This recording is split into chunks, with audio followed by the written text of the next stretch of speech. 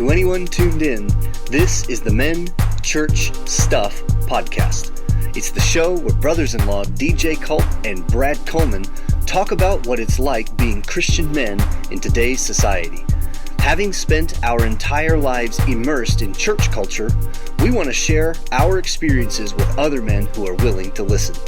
We'll talk life stuff, church stuff, man stuff, and, well, stuff. Let's get to it.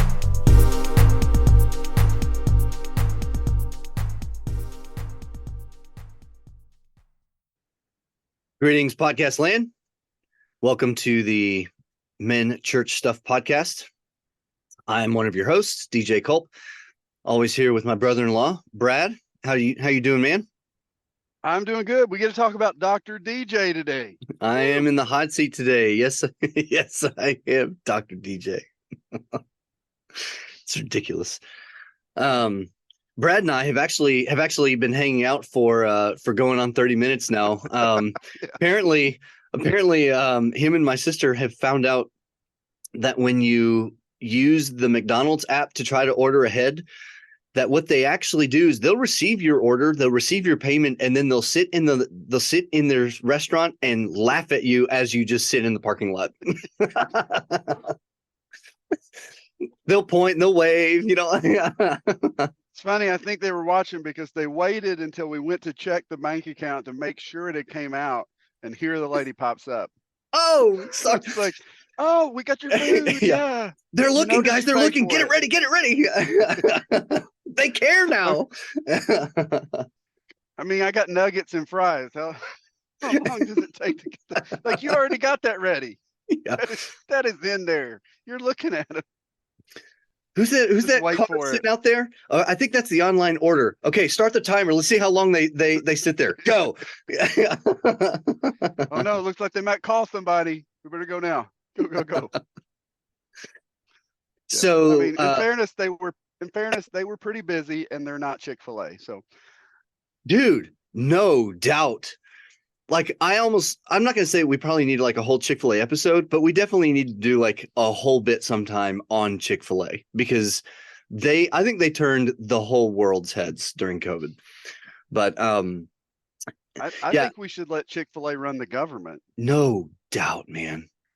Because McDonald's is doing it now, and it's just it's not. Yeah, right. It's not working. And what they're doing is they're sitting in their buildings and they're pointing and laughing at everybody. You know, like that's right. No one's gonna care. So last week, Brad was in the hot seat. We did a Journey to Now, which was technically then, and so today it's my turn. Journey to Now, which is now, but when come Monday when this episode drops, it will have been then.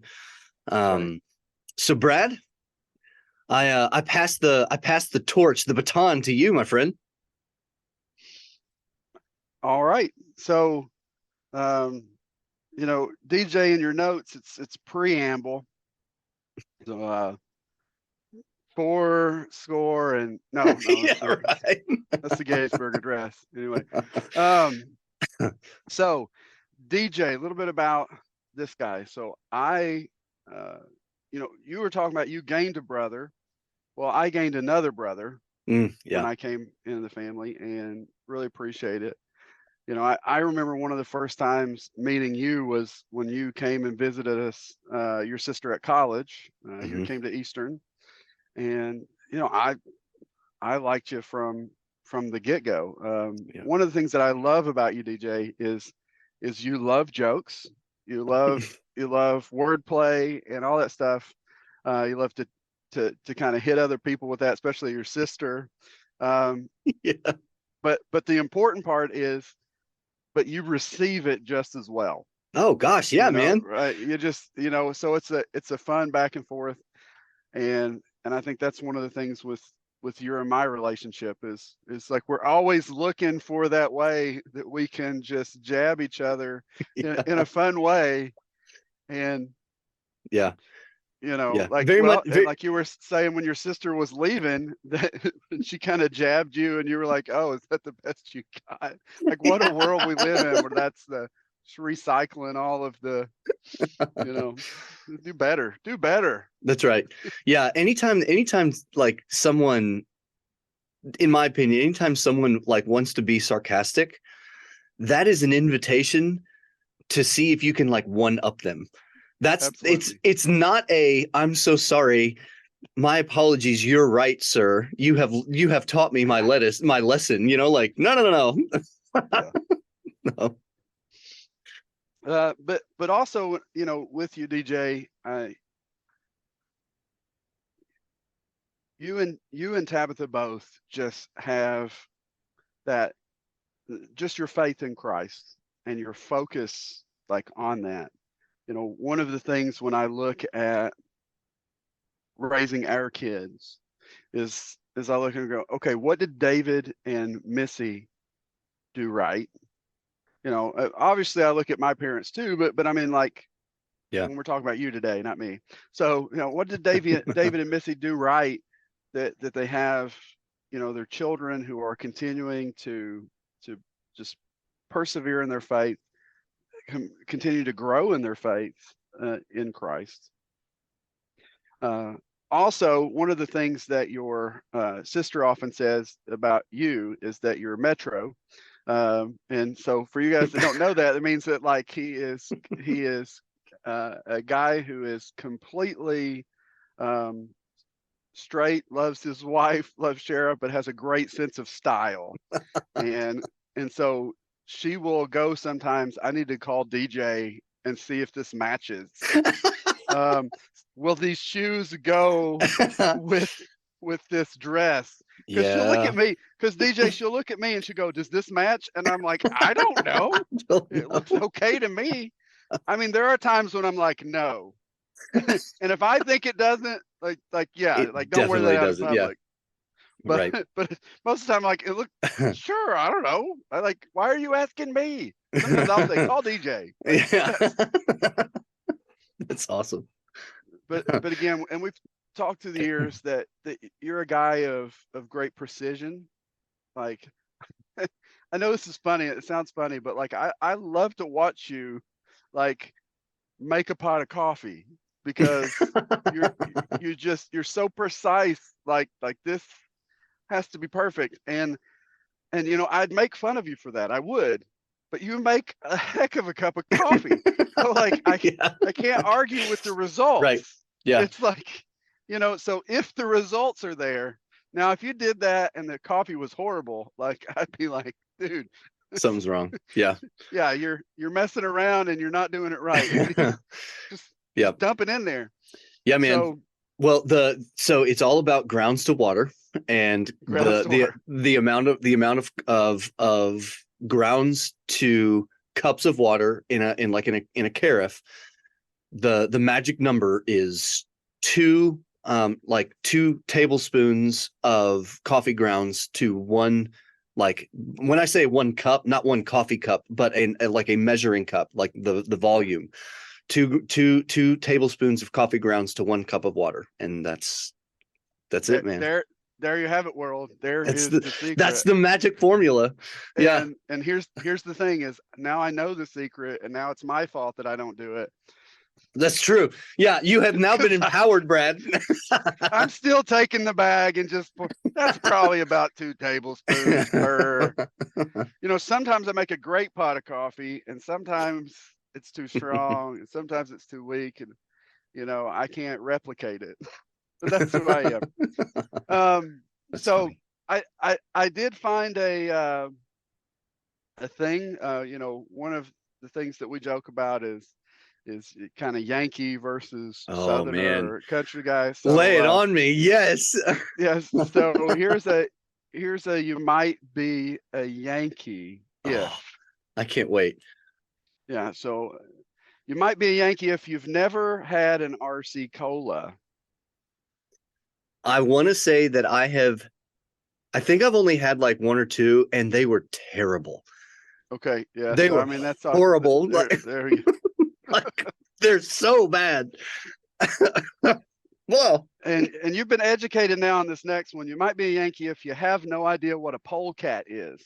I did not. That's correct. Yes, I did not until one of our recent episodes. So thank you very much for that, Brad. Yeah. You might be a Yankee if you want your son to grow up to be a lawyer or a doctor instead of having his own fishing show. Yes, that's correct. Yeah. Yes, easily so. You might be a Yankee if you don't know what a moon pie is. No, I do know what a moon pie is. Now, I will say this: I mix that with the RC Cola. Yeah, RC Cola and moon pie. I did not know what moon pies were until we moved to Kentucky. That's right. Yeah. See, yeah. You've been educated. And they're okay. They're really dry. Like, yeah. Yeah. Oh man, no. See, the secret sauce is you got to put it in the microwave for about 10 seconds. If you do too much longer than that, it would destroy it. But about 10, just enough to get it just to warm it up. Heat it up just a little bit. Yeah. That is the magic. 10 to maybe 15, but you gotta be careful. You go like 16 seconds, it's over. You've done scorched the thing. Yeah, right. It's disgusting. All right. You have no problem pronouncing Worcestershire sauce. Worcestershire. Yeah, right. Yeah, there you go. There's it's Worcestershire. You think barbecue is a verb meaning to cook outside. Okay. I had this conversation yesterday. So I want to do a minute on this because Brad, if it's okay, I actually might give you a little inspiration here because I stumbled across a thought. So growing up, barbecue was a verb. It was an event. And when I say it was an event, not a noun event, I mean, there were some people that would say, hey, we're going to have a barbecue. But what that means is we want a bunch of people to come over. I'm going to grill and we're going to hang out outside. That's what a barbecue is in the North. In the South, obviously, barbecue is pulled pork, pulled deer, pulled goat, whatever. That's right. So when we first moved to Kentucky, our church's homecoming I think it was only like 2 or 3 weeks after we had moved.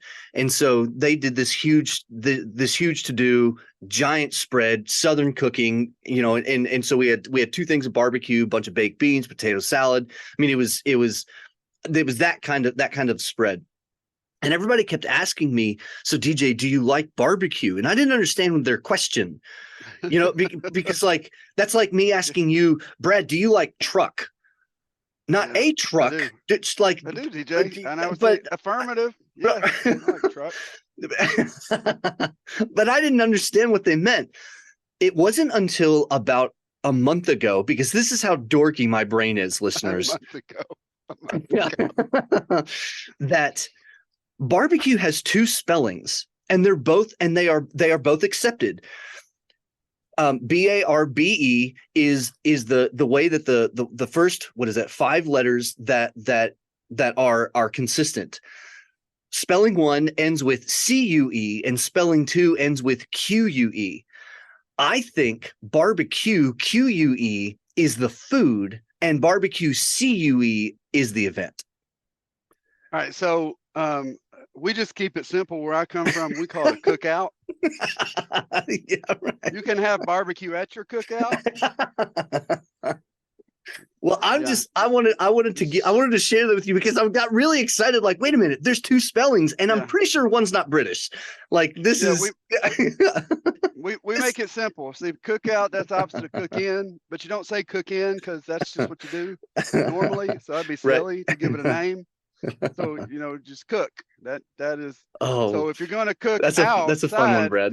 Then you just throw it out there that you're gonna, we're going to cook out. But see, we're simple people. We don't want to confuse anybody. There's nothing confusing about cook out. What are you going to do? We're going to cook out. You're going to cook out. Yeah, correct. Yeah. Yeah. I will also say this about barbecue in the North. If you were to actually find a place, for the most part, that sells pulled pork, or in the South, what we call as barbecue, it's probably going to be terrible. Just choose something else. What's next? A couple more. Yeah.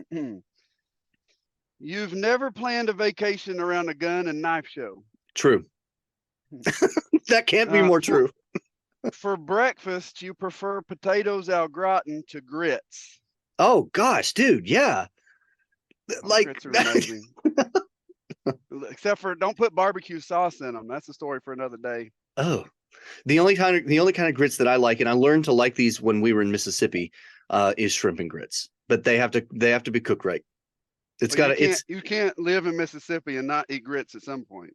That's true. It's the law. Yeah. I think they'll kick you out. They'll be like, the Yankee test. Then Sheriff broke the law. Hey, no. You ain't supposed to be here. Get out. You can do your laundry without quarters. Yes, I can do laundry without quarters. I don't do laundry though. And last but not least, and I'm interested for the answer to this. Yeah. You don't have a single can of WD-40 anywhere in the house. Oh no, that's false. Okay, good. Yeah. I was going to worry about. I was like, DJ, we need to stop and pray. No. No, I will say this. You're not that far down. Okay. I did grow up. Dad did have WD-40, but we actually used 2-in-1 more than anything. Or 3-in-1. Maybe it's what it is, 3-in-1. But no, since being married to Shara and joining the ranks of her family, oh no, we've got WD-40 everywhere. Yeah. I will say though, I don't use it like most people in the South do. It's more of a do you have it? Yes, I do. It's over there. You know what I mean? No. Listen. In the South, if it moves and it ain't supposed to, use duct tape. If it don't move and it's supposed to, use WD-40. But my daddy always said, but I'll remind you, son, God used nails. He didn't use nails. Yes, he did. God used nails. It's like, there you go. That's funny. Yeah. All right. Well, that's the last I've got. That was a solid quiz, man. Well done. Yeah. So, journey to now/then with Dr. DJ. So, first question. Yeah. How did God start you on his journey for your life? So one of the things that I have always not enjoyed about my testimony, my journey, is that I would consider it to be very regular.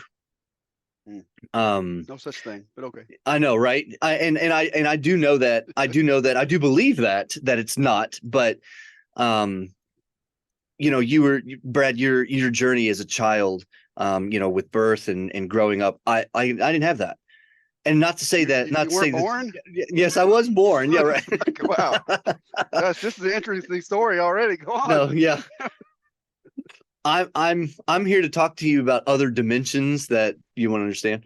So, I was born in Michigan. We only lived there for a year and a half, as I mentioned on one of our previous episodes. But grew up in a suburb of Chicago. I tell people that in 1994 we moved to Western Kentucky, and when we did, I left my heart in Chicago. I don't consider myself a Chicago native by any means. But when I'm there, I'm not going to say I feel like I'm at home, but I definitely have a very, like, this overwhelming sense of familiarity when I go back. I love the city. I love city life. I love the busyness. I love being another face in the crowd. I love the culture of the North. And I like the culture of the South too. So don't get me wrong. And listeners, for those of you who live in the South, and for the ones that know me personally, I certainly don't despise the culture of the South. Yeah.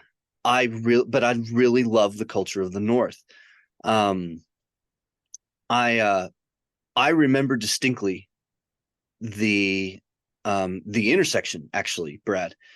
If I could figure out how to get there, I could actually take you to the intersection. I remember it so vividly when mom and dad told me and Tabitha that we were moving from Whiting, Indiana, a suburb of Chicago. We were a mile south of the Chicago city limits. So I mean, you could see skyline from our beach.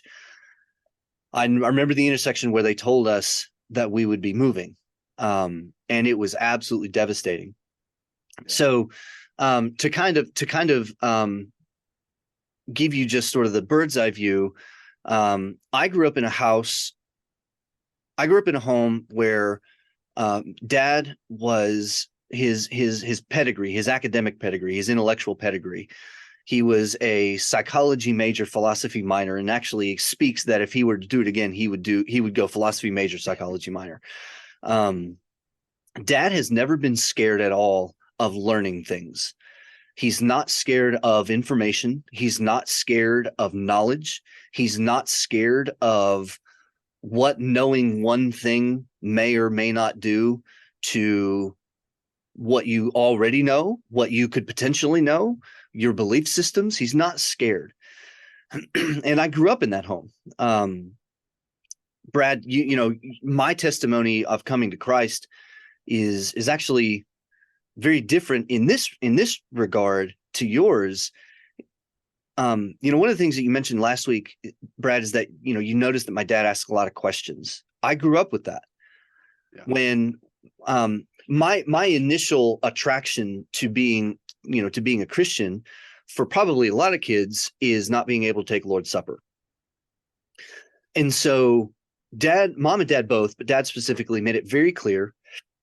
He made it very clear that was a very bad reason to become a Christian. Yeah. You don't want to become a Christian just so you can drink. Yeah. So you can eat crackers and drink grape juice, or wine if you're outside of the Baptist community. But I grew up with a lot of questions coming my way. Now, I can't tell you a lot what those were, but I remember the essence of those questions. It wasn't a foreign concept for me for Dad to explain something, a life lesson.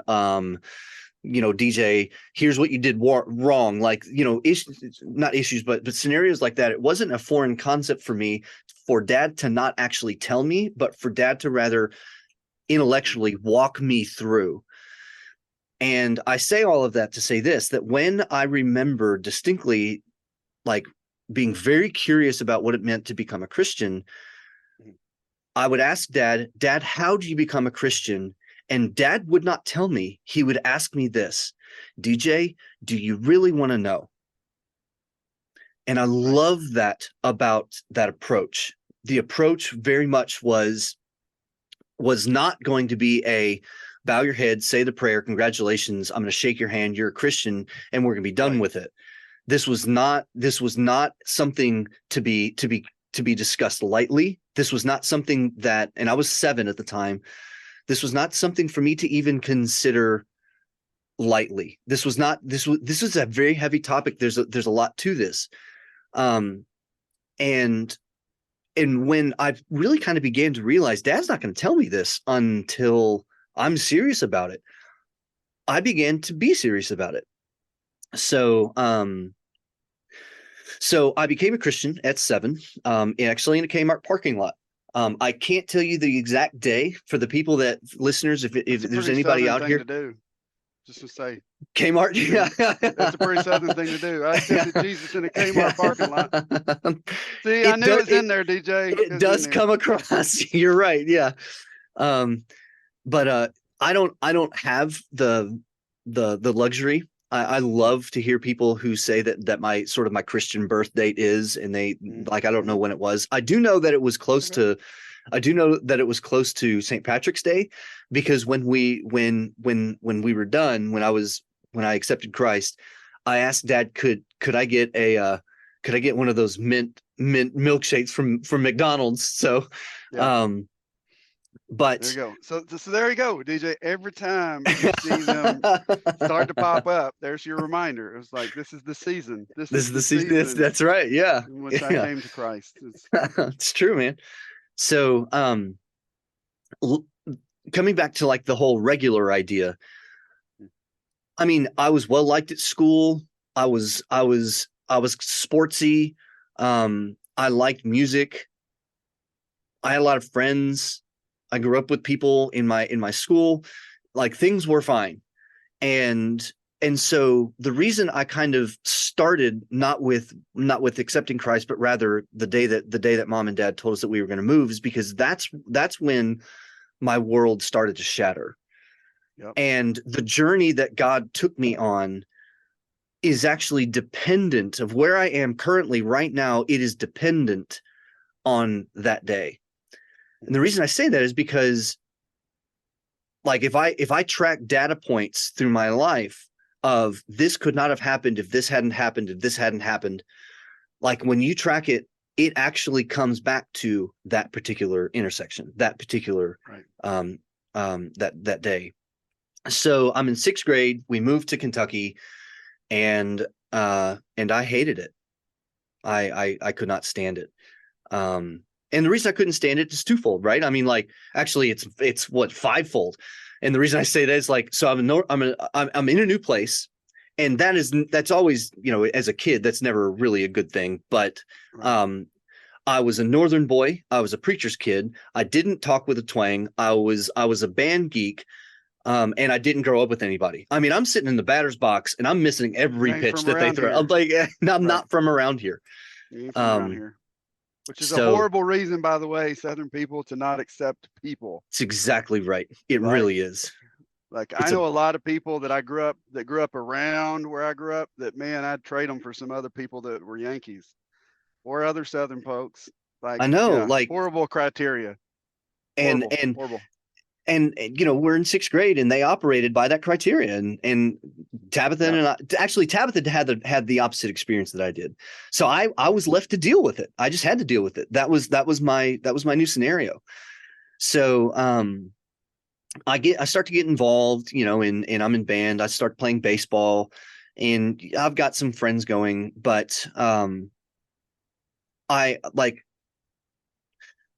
so how did God start me on his journey? Part of the metro that you talked about, Brad, you know, of my personality, actually dates back to apparently kindergarten. I don't remember that. But I always wanted to be in with the cool kids.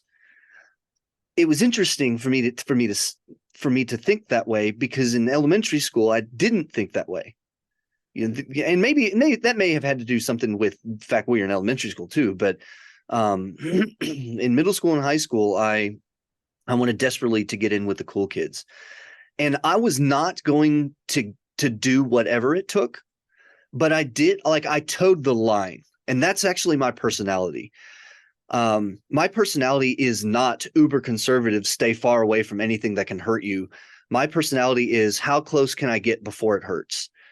And that has not served me well in areas of my life. It has served me well in some areas of life, but we got to step one step too close to find out where that line is, though, I mean, right? Yeah, like Indiana Jones would never have gotten he wouldn't have ever gotten the chalice. He wouldn't have been able to save his dad if he hadn't taken the step. But I just compared myself to a hero, if you didn't catch that, listeners. So thank you very much. It's obligatory. I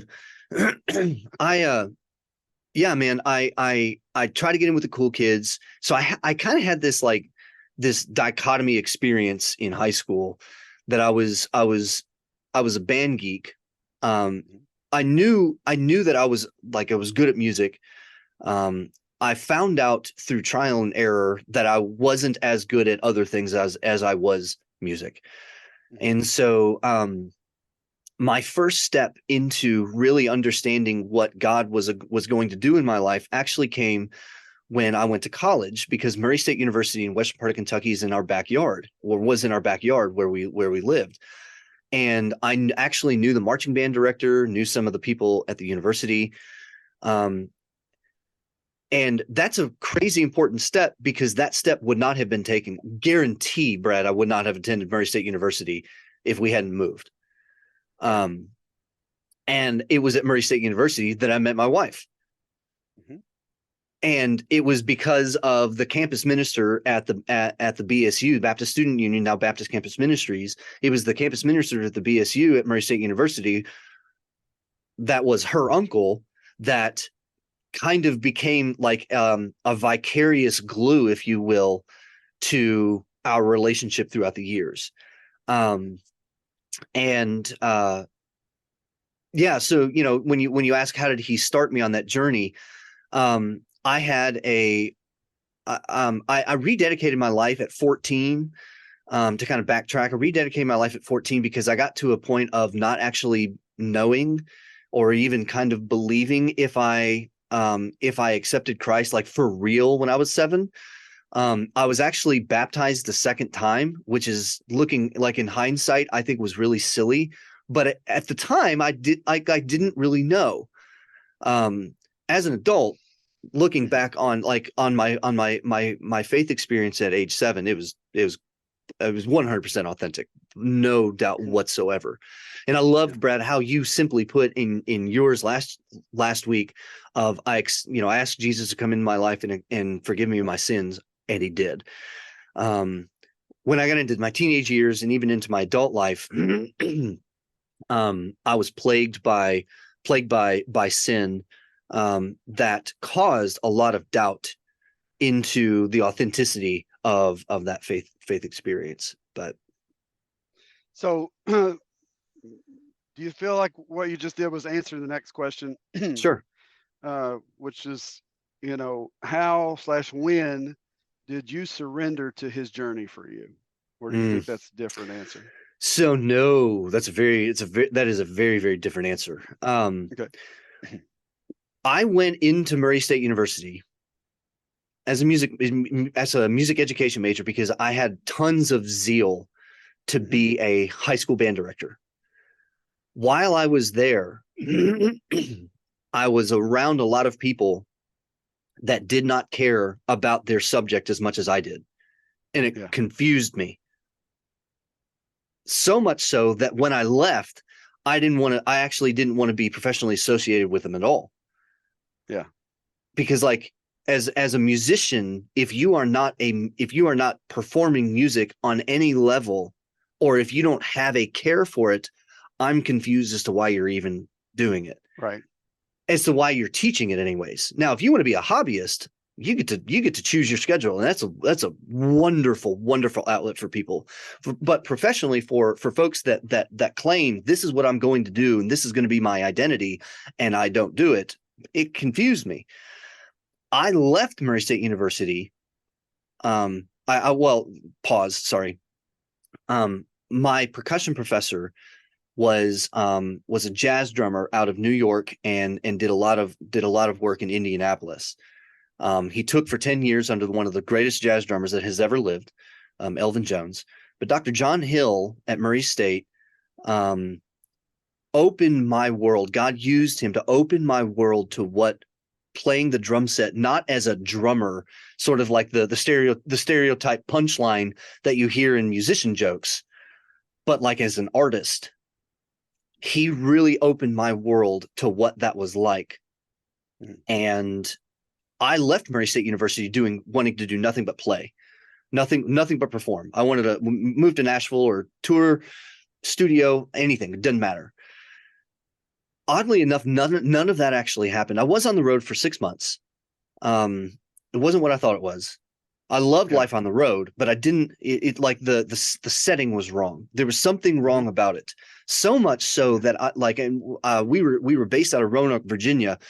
And Brad, if you've never been over to Roanoke, you grew up in Pikeville, so you're familiar with the landscape. I mean, it's like the further east you go, it's just the prettier it gets. I mean, it's absolutely gorgeous. But in Kentucky, I would agree with that. I don't know about once you're past East Kentucky, it gets worse. For the sake of the argument, we'll go with that. Yeah. So I could actually look, and this is the only time this has ever happened in my life, but I could look at the geography, and there was this burning indication in my soul that I needed to leave. Yeah. And God was clearly pulling me out of that. So I never actually got God's blessing, God's release. And listeners, I want to say this. I want to say this as an aside because it's really important for me to say, because it really is a part of my story, that a skeptic would say, well, dude, just go. That's all you got to do. Just up and go. And I do say that there is some validity to it, but my life circumstances never situated themselves to where I felt the timing was right. The timing was always wrong. And that's why I say that I really believe that God did not release me to do that.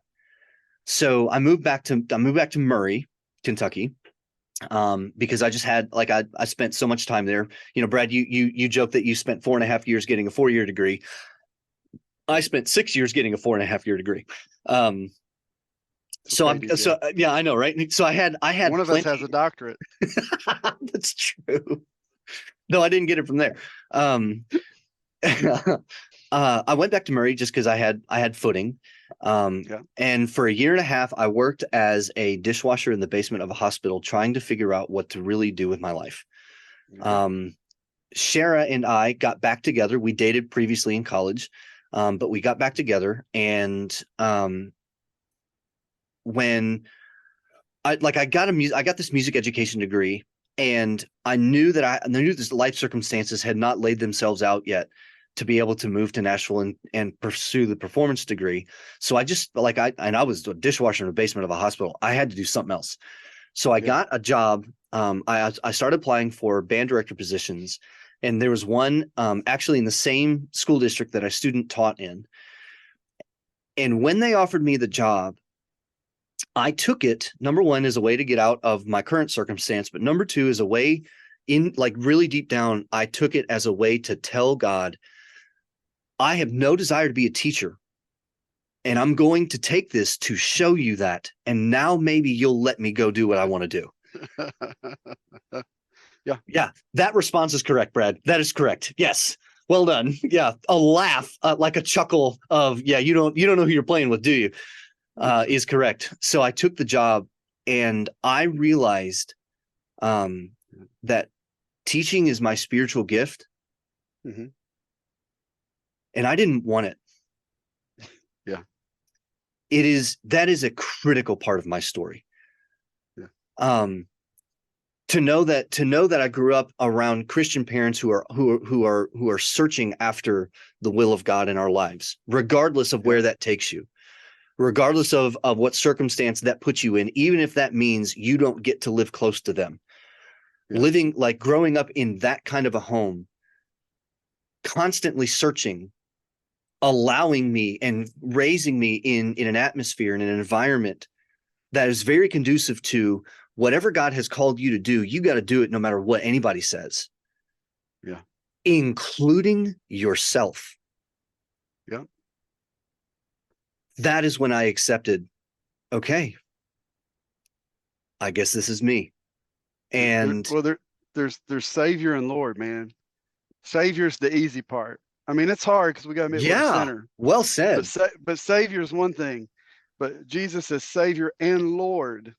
Lord means he calls the shots. Yeah. He is the one who, with my life. So when he says yay, it means yes. When he says no, it means no. You know. And that's hard because he doesn't always agree with me. It was the hardest thing I've actually ever had to do. Yeah. Was to give that up in the professional realm that I wanted it. Yeah. It's not to say that I stopped playing, because clearly I have not at all. I won't. Mm-hmm. But the surrendering of that was the hardest thing I ever had to do. Mm-hmm. Yeah. But it's freeing once you really get into dude. It. Yeah. Like, very much so. I've been fighting against you for so long. Yeah. Well, what's interesting, no, I want to say this. I wasn't fighting against that. And the reason I wasn't fighting against that is because, like, fighting against that gives the connotation that I knew I had it from the get-go and was running away from it. You know what I mean? I didn't know that was actually my spiritual gift. You didn't want to know what was behind door number 3. No doubt. There you go. Yeah. Yeah. But no, I chose door 1. Like, no, I want 1. No, that's the wrong one. No. You can't take 1 away from me. I chose 1. Yeah. So I start teaching, fall in love with it. Sharon and I get married. We're enjoying life in Western Kentucky. I'm just going to say this much, that sometimes in school systems, sometimes teachers lose their jobs in very dirty ways. Sometimes that happens in ministry. You can't run away from a profession where people are wronged. I lost my job in a dirty way, but I will say this. I'm gonna speak from I'm gonna try not to cry when I say this, because I've never actually put this together in this way until just now. Okay. But I'm gonna speak from Joseph, that what others meant for evil, God meant for good. Now I'm not going to say that people got rid of me like in a malicious way, but it certainly felt that way. But I had started getting my master's degree, and I was never a student. As a matter of fact, Brad, I don't know if you know this. When I graduated with my undergrad, me and a friend of mine, we actually promised each other that there's nothing that you could do that would ever get us to go back to school. That's like, funny. We're so done. And so I started getting my master's degree because the state required it of teachers. Yeah. And Cher and I, we didn't have any kids. We were making pretty good money. Had to pay for it out of our pocket. And what I told Cher was, I'm going to start this, and I'm going to care a lot because we're paying for it. I fell in love with the academy. I fell in love with free thinking. I fell in love with the pursuing truth. And by truth, it can be capital T, which is Christian truth. It can be lowercase t in whatever your profession, whatever topic you want to look for, there's going to be truth in it. And I started to toy around with the idea of, I wonder what it would be like to get to like be a professor, to get this doctorate thing. And I want to say this, that Brad, I do believe it was your ordination service in Perrysburg, Cher and I came up to, and it was while we were up there that I asked my mom, sitting in that little apartment that you guys were renting. I asked my mom, so I thought maybe just for fun, I thought what it would be like to get a doctorate degree.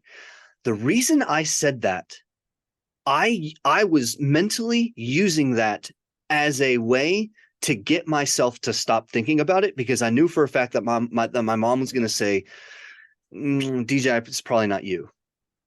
Mm-hmm. And she said this, well, yeah, sure. And like, so the good Lord and her mother, the good Lord and her mother, right? Yeah, who never react the way we think. I know that they're going to when we. So, huh? Come back. And so I start sort of just internally chomping on this. I'm doing really well in my master's degree. I'm the class standout. People, like other graduate students, are approaching me for things, and like that never happened in my life. And yeah, I mean, that can make you feel good, but I certainly will say that should never only be the litmus test. So I started talking to some professors. One of my professors didn't think I could do it. Most of my other professors did. The last litmus test that it took for me to surrender being a college professor was Shara. I always joked that Shara liked the idea of me having a doctorate degree, that she never liked the idea of me getting the doctorate degree, because she knew what it would mean. And back then, like fully online doctorate degrees didn't exist. And like in lots and lots of months in prayer and talking, I mean, deep, like sorrowful talking. One of the questions that she asked me that I had never actually been asked before in my entire life that I could remember was this. So DJ, you say you want to go get a doctorate degree. Do you see yourself doing that for the rest of your life? And I had this piece in me that was like, dude, yeah. And I looked at her and I said, yeah, I do. Yeah, absolutely, I do. And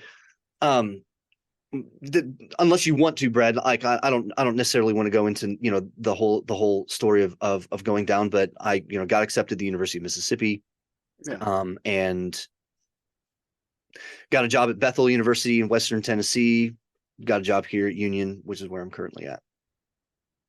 Yeah. I mean, no, I think one, it's your story. And so you get to tell it. I would say that I love the fact that you got your doctorate, because I think there's so many jokes with Dr. DJ. Yeah. You know, I'm always joking that I'm going to send you a rash and be like, "Hey doc, what do you think this is?" Please don't. Yeah, like, hey, what does this look like to you? I might send you something back, like But also, I think I think your calling was like almost just built in there in a sense, as your DJ, which leads to music, and now you have your Dr. DJ, so you have your doctorate in music, and so it's like there have been hints all along the way. Yeah, I will say this. I do want to add this into it was a part of the journey that neither Sharon nor I expected. Moving to Michigan, listen to me, moving to Mississippi was the hardest thing that Sharon and I have ever had to do. Yeah. But Brad, beyond me, and actually I would almost be willing to say even more than just me getting the doctorate degree. I know fully now, after having coming through that the main reason that God sent us to Mississippi and not Michigan State, Indiana University, Northwestern, whatever, was for me and Shara. Our marriage was completely redefined in the most wonderful way because we moved and had nobody else except each other. Yeah. And I'm convinced that like we may know 1 to 3 things, may be able to identify and mesh out that God is doing in our life at present. But that is just a small segment of what he is doing. True story. Because he's working and he's good. 1, he's good, but 2, he's good at it. Yeah. He's good at doing that. And you know what? One of the things your sister reminds me, because I'm always worried I'm going to mess it up. She's like, "You're not that big. You think you can mess up God's plan?" Like, right. Honey, that's pretty arrogant. Like, you're not near big enough. But also, I read this little meme or whatever on Facebook like years ago, and it said, "Don't worry, God has already factored in your stupidity." Yeah. To his plan. He has. Yeah. And I'm like, all right. I mean, Paul absolutely. Said, like that. Yeah, that's comical, but that's what Paul meant when he said that while we were still sinners. You can replace the word sinners for stupid. While we were still stupid, Christ died for us. But no, I totally agree with you, Brad, on that one. Yeah, that's a good word, man. So God along the way places people in our lives, and I know that you've had people in your life. Yeah. Some come for a season, some come for a moment, and at a game-changing moment. I've had those situations where, like, I met this person once or twice, but they affected my life, and I believe in those divine appointments and those kind of things. And some come for the rest of our lives. So who'd God place in your path that stands out to you, to help you, to direct you, to rub you the right way or the wrong way? Yeah, sure. No. I mean, you not only learn how to maybe not do the latter. Yeah, right. Yeah. Let's not stir the waters too much. We'll keep those. Yeah. God knows. We could talk about those like off record. So first and foremost, my parents, very much so. Yeah. And Tabitha, I mean, like the relationship that I have with Tabitha is very close. It's very dear. Yeah. And it's very Christian based too. Which I know may sound dumb, but I mean, I know very well people that don't have that kind of relationship with their siblings. But folks that have guided me, I would say, that have done, let's go like that have kind of given significant, because I could just start listing laundry, just a laundry list of names. Mr. Alan Baker was my band director, who he was really strict, like in the band world of days past, and maybe even still days present, but they're just fewer and further between. Like, band directors were like drill officers. I mean, they'd get in your face and they'd scream and yell at you. But there was something about the way that he did that with me that made me always know that I'm a better musician now than I was then. Like, he really did support me. I didn't necessarily feel that he kind of had that attitude with everybody, though he may have. John Fannin, and like, these are non-spiritual people, but John Fannin is the draw that took me to Murray State. He was the marching band director. On scholarship day, he actually came to our high school and told people, never forget this. He gave me this giant list of scholarships for the music from the music department. And then he looked at my high school. Everybody was there for it. He looked at all the underclassmen, and he said this, and he's going to be in my marching band.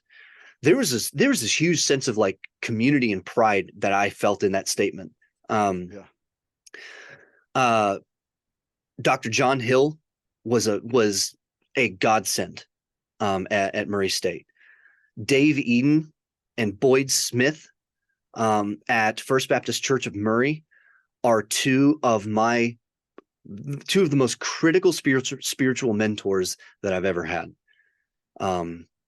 Mark Witt, Shara's uncle, who was our campus minister, was also critical spiritual mentor. Let's see.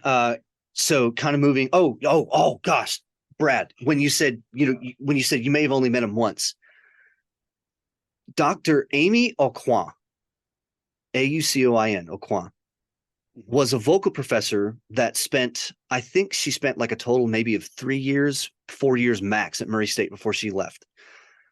She got wind that I was interested in a doctorate degree.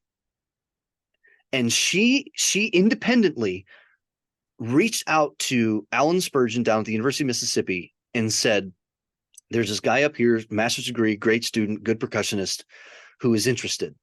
She vouched for me without me knowing it and generated the interest. And that actually got Alan Spurgeon to tell her in that conversation, well, tell him to apply. I want to talk to him. Yeah. She's the person that started that. Let's see. Slater Murphy was an enormous supporter of what Cher and I were doing down in Mississippi. I mean, I have to say my wife.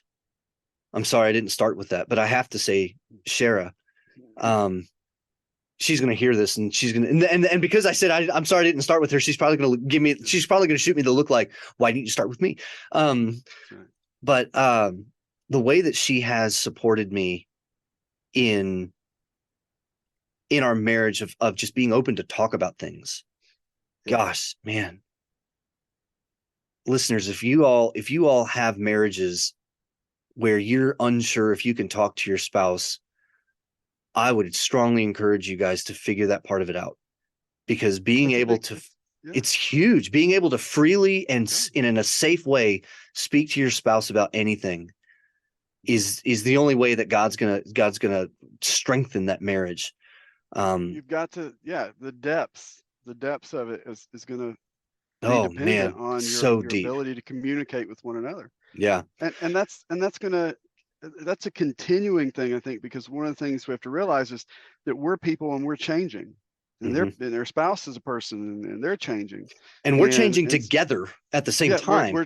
We are, but also sometimes in separate ways. Like, she's not your wife does not have her doctorate in music. No, she doesn't. So when you're having those conversations, those music conversations, when you're growing in that sense, you've got to share those things, because she's not right there. She is along with you in the big scheme of things. Yes. And you're one, but you know, your sister, as she's growing as an educator, as a teacher, and the things that she's passionate about. Those things that we got to have those conversations. Your sister loves phonics and grammar and all that stuff, and I don't understand it, much less love it. Like, I still don't know where to put the comma, DJ. I still don't know where to put the comma. Right. Like, too many, not enough. I don't know. Lord help me. Hope it's not on the test. Well, my first collegiate position, Dr. Keith Harris, who's still at Bethel, wonderful dear friend, taught me so much about like college life, the life of the professor, the life of a music professor, and was my biggest supporter in helping me really thrive. I've looked back on Bethel knowing full well that experience God placed in my life because it was perfect for what I needed. I often say that, and listeners, if you guys don't play chess, I know Brad doesn't play chess, but if you guys don't play chess, then try to really bad at it. Try to connect to the analogy as much as you can. But when you play chess, you are actually responsible for two things. Most people think I can't play chess because I don't know how the pieces move, meaning I don't know how my pieces move. That's the first thing you're responsible for, is moving your own pieces. The second thing you're responsible for is trying to predict what the other person is doing by how they move their pieces. Yeah. When you are playing chess, there are so many moments where you think you know what's going on the chessboard, and you actually don't, because somebody will move a piece you didn't actually think they cared about, and now you've got to restructure your whole plan. The reason I say that is there have been so many times in my life where God has showed himself not miles ahead, but almost towards the end of the journey. All that has to happen is one piece move and everything makes sense. Union, the job that I'm currently at, Shara's current job, the way that we sold our house when we moved to Mississippi, the way that we bought a house when we came to Tennessee, the way that our third child came into our lives. We didn't plan number 3. You know what I mean? And like, some people might say, well, DJ, that's just biology. No, that's not, because like the way that God has worked our hearts is not biology. So, arguably, this is where I go with science is the study of the natural world. So biology is the study of those natural things. So you cannot in those ways separate this, because that's the system that God created. That's the system that God made. So when we say it's biology, it's not just biology, right? But God is, that's a little soapbox for me. I'm like, physics is our ability to understand the world that God has given us, and all those calculations and all of those things that he made. We're just trying to figure them out. We're trying to figure out what he's already done and what he already knows. So, sorry. So, anything else? Well, your sister's phone just closed, and so now I was like, is there another question? You know what? Brad, I think that's probably good. Okay. I mean, is there anything else though that you would like to know? No, I mean, I think that you've covered a lot of, because a lot of the questions, again, they integrate, they tie into each other. Yeah, sure. Like in the answer. No, I think it's good. I'm glad to hear more of your story. Yeah. And some of that I was aware of, and some of it not so much. Sure. And I'm encouraged to see what's next. What is next. Now, I'm not saying that means you leave your current position, but I know, like, you haven't mentioned this, but I think you've mentioned it in other series. With your church, you're a deacon, so you're involved in that part of the leadership of the church. You guys are active, and so God is working in so many ways. But I think when we can identify his fingerprints, That's what I call it. His fingerprints. That's right. Yeah. Yeah. And I know in like a church setting, if you were to give like a testimony, that you've got like 3 minutes or 5 minutes. And I'll certainly say that when I was ordained as a deacon, I actually typed mine out.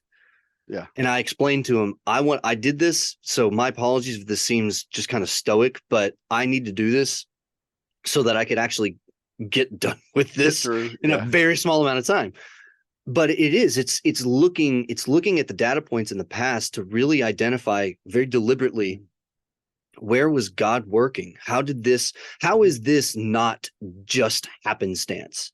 So I think one of the things that we kind of end on is encouraging the people that are listening to do that in their life. Look back, where has God been leading you, where he's led you, where has he led you to, where has he led you through? There's difficult things and there's good things and there's all of that. So look at that in your life and recognize it, because I think that the more I look, the more I see his fingerprints everywhere. Yeah. And to piggyback off that point, Brad, thank you for that. That's wonderful. Well said. And God is not going to keep himself hidden.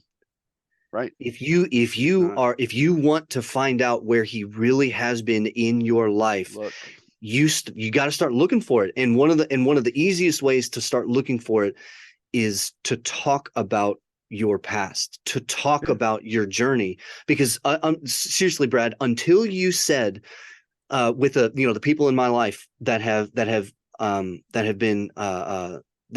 served some sort of significant portion, Amy Okwa, I did not actually put that together, that she was the spark that God used to get me to that next step. So, and I think that's encouraging for me too, on that level, as someone who wants to be used by God to help in others' lives. Yeah. And there's sometimes when, you have a conversation with someone that you meet at the coffee house that you never see again. Mm-hmm. But you don't know that God didn't use that to speak into their life, and that was your purpose in their life. That's right. Probably never see them again. They never see you again. They may not even know your name. Yeah. Or who you are, but that message that God wanted them to hear that day. Yeah. Got across. So Brad, what we're going to do, I don't know when, but we're going to do a future episode on Parable of the Sower, because that's exactly what you're talking about. So. Yep. Sparingly or throwing out there. Give me those bags of seeds, baby. Yeah, man. That's right. Brad, it's always a pleasure to talk to you, man. Yep. Listeners, we thank you. Thank you for indulging in my journey. And thank you for investing your time. Share this with people that you feel that could be used by it. Be prayerful about people that you feel would enjoy our show. But we certainly love hanging out with each other and sharing our hearts with each other. So, listeners, we'll catch you next time. All right. Yeah.